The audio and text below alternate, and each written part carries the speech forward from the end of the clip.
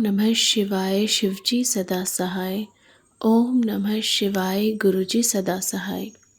गुरुजी के चरणों में कोटि कोटि नमन। जय गुरुजी संगत जी। स्वागत है आप सभी का फ्रेग्रेंस ऑफ गुरुजी चैनल पर और मैं हूं आपके साथ मनीषा।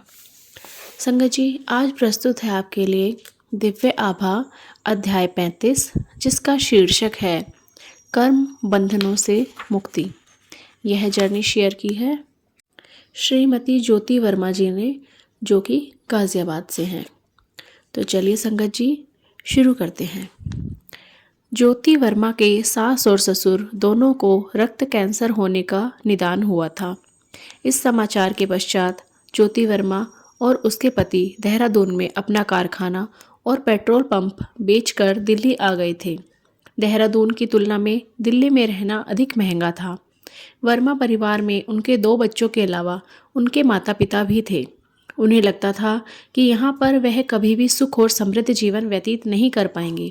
उन्हें प्रतीत होता था कि कर्मों के बंधनों में जकड़े हुए वह सब किसी अंतहीन अंधेरी गुफा में फंसे हुए बिना किसी दिशा के चक्कर काट रहे हैं। कर्मों के चक्र उन्हें घुमा रहे थे। नवजीवन पुनः आरंभ करने के लिए उन्होंने किसी अन्य छोटे शहर में रहने का निश्चय कर लिया था। यहाँ तक कि देहरादून से आने के बाद उन्होंने अपना सामान भी नहीं खोला था। फिर एक मित्र के कहने पर, जिसकी बेटी के विवाह में वह गए थे, वह गुरुजी के पास गए। अगले दिन वह एम्पायर स्टेट आए और उन्होंने घंटों बैठकर गुरुजी का आशीर्वाद प्राप्त किया। उनकी आर्थिक चिंताएं इतनी अधिक थी कि गुरुजी के यहाँ आते हुए ज्योति ने अपने पति को कहा कि प्रतिदिन 500 रुपये का पेट्रोल व्यय कर गुरुजी के पास आने का तात्पर्य समझ नहीं आ रहा था। वर्मा परिवार गाजियाबाद से एम्पायर स्टेट आते थे, जिसकी दूरी कम नहीं थी। उन दिनों 7 दिन संगत होती थी और वह वहाँ पर जैसे खींचे चले आते थे। उन्हें अचानक आश्चर्य हुआ जब सब व्यथाएं धीरे धीरे दूर होने लगी। गुरुजी के निर्देशन में कर्मों की कसी हुई रस्सियां ढीली हो रही थीं। शीघ्र ही उन्होंने बैक्स्टर हेल्थ केयर नामक कंपनी का मानव रक्त से निर्मित शीरा द्वारा दिए जाने वाला एक विशेष तरल पदार्थ आयात कर बेचना आरंभ कर दिया। उनकी कंपनी, जो कभी 6 से 10 हज़ार से अधिक शीशियाँ प्रतिवर्ष नहीं बेच पाती थी, आज उसकी मांग पूरी नहीं कर पाती है। वर्मा परिवार की आर्थिक चिंताएं दूर हो गई थी। उनका रुका हुआ धन भी वापस आ गया था। उनकी कठिनाइयां व्यक्त करने से पूर्व ही वर्मा परिवार को गुरु कृपा का आभास हो गया था। गुरुजी के पास जाते हुए वह दोनों यही वाद विवाद करते रहते थे कि गुरुजी को अपने कष्टों के बारे में बताया जाए या नहीं, परंतु गुरुजी ने उनके कहे बिना ही उनकी यह पहेली हल कर दी थी। जय गुरुजी। इस बीच में ज्योति वर्मा के ससुर के स्वास्थ्य में भी परिवर्तन आया। एक दिन कीमोथेरेपी करते हुए उन्हें मृत घोषित कर दिया गया था। उनकी जेब में सदा गुरुजी का चित्र रहता था। उन्हें न केवल नवजीवन मिला, बल्कि वह रोग मुक्त भी हो गए। इसके बाद उन्होंने कभी कैंसर का उपचार नहीं करवाया। जय गुरुजी। अपने अनूठे तरीके से गुरुजी ने उनके पति की भी जीवन रक्षा करी। एक बार उन्होंने संगत से आज्ञा लेते समय उनके पति को बैठने को कहा। 5 मिनट के उपरांत उन्होंने जाने की आज्ञा भी दे दी। किसी को समझ नहीं आया कि गुरुजी ने ऐसा क्यों किया, पर वर्मा परिवार को शीघ्र ही इसका कारण पता चल गया। मार्ग में उन्होंने कुछ ही देर पहले हुई एक भयंकर दुर्घटना देखी। यदि गुरुजी ने उनका निकलना नहीं रोका होता तो उनका भी संभवतः यही परिणाम होना था। जय गुरुजी। गुरुजी की कृपा ज्योति के संबंधियों पर भी हुई है। शरीर के मेरुदंड में एक चक्र के हिलने से उनके पति शैया पर थे। 1.5 मास तक गुरुजी ने उनके बारे में पूछा भी नहीं। फिर अचानक एक दिन उन्होंने उन्हें हल्दी वाला दूध पिलाने को कहा। उसे पीकर वह स्वस्थ हो गए। जय गुरुजी। ज्योति के एक घनिष्ठ संबंधी, जो लखनऊ स्थित हिंदुस्तान एरोनॉटिक लिमिटेड में एक वरिष्ठ अधिकारी थे, की विचित्र समस्या थी। उनकी अपने वरिष्ठ अधिकारी से अनबन थी और उस अधिकारी ने उनकी पदोन्नति रोकी हुई थी।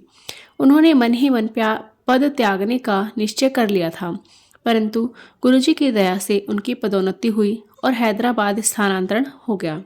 चेन्नई में अपने साक्षात्कार के उपरांत उन्होंने स्वयं कहा था कि उनकी पदोन्नति असंभव है। आज वह भी प्रसन्न है और कुछ बड़े विभागों का कार्य संभाले हुए हैं। जय गुरुजी। गुरुजी के संरक्षण में गुरुजी अपने भक्तों को प्रतिकूल परिस्थितियों से भी बचाते हैं। वर्मा जी के कारखाने में 18 से 20 फुट गहरे एक विशाल भूमिगत जलाशय का निर्माण हो रहा था, जिसमें 20 से 25 श्रमिक काम कर रहे थे। अचानक उसमें एक बड़ा पत्थर गिरा और सब श्रमिक खतरे को भांपते हुए बाहर आ गए। जैसे ही अंतिम मजदूर बाहर निकला, उसकी 18 फुट ऊंची और 65 फुट लंबी दीवार ढह गई। किसी को चोट नहीं आई, यहाँ तक कि एक शिशु की जान भी बच गई। क्या यह गुरुजी की दया के अन्यथा संभव था? एक और संदर्भ, ज्योति की बहन के विवाह को 7 वर्ष हो गए थे और वह उदरशूल से पीड़ित थी। उसका उपचार हो चुका था, यहाँ तक कि शल्य क्रियाएं भी हुई थी, परंतु रोग जैसा का तैसा बना हुआ था। उसके परिवार वाले ज्योतिषियों और तांत्रिकों के चक्कर लगा चुके थे, जिन्होंने कुछ असफल उपाय किए थे। ज्योति ने जब गुरुजी को इस बारे में बताया तो उन्होंने उसे अभिमंत्रित ताम्र लोटे से जल पीने को कहा। गुरुजी के निर्देश का पालन करके वह स्वस्थ हो गई। जय गुरुजी। खोया हुआ बेटा घर लौट आया। ज्योति के घर में काम करने वाली का 11 वर्षीय बेटा खो गया था।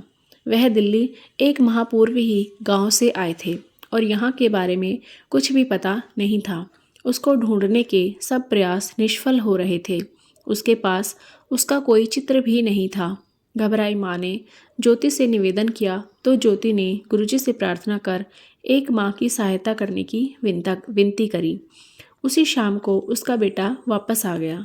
उसने बताया कि ऐसा लगा जैसे कोई उसे उसके घर के सामने छोड़ गया है। जय गुरुजी।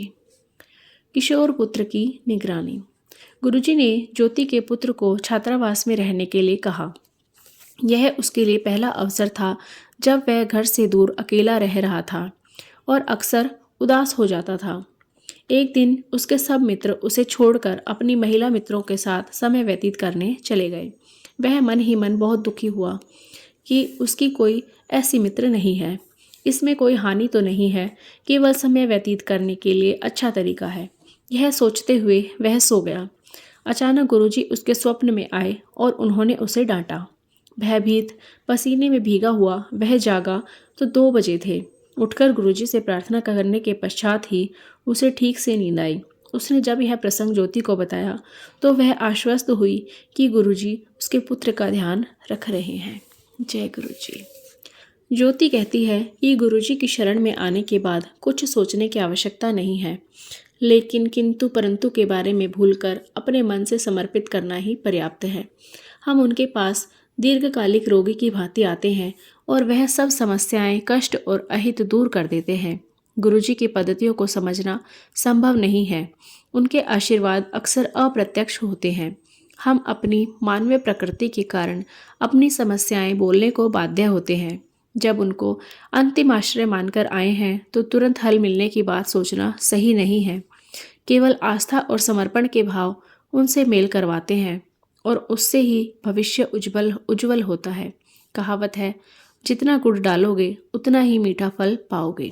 भक्तों को इतनी ऊर्जा मिलती है कि कोई उसको हानि नहीं पहुंचा सकता है। जय गुरुजी।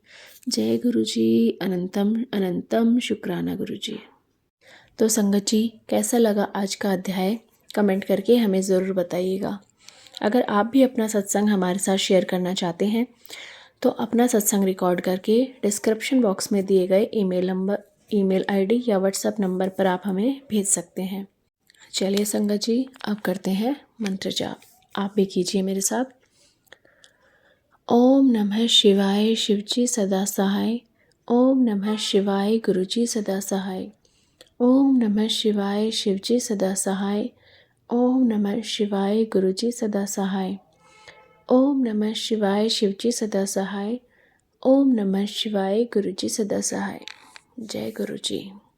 जल्दी ही मिलते हैं एक नए अध्याय के साथ। तब तक सभी अपना ध्यान रखिए, स्वस्थ रहिए, मस्त रहिए। जय गुरु जी।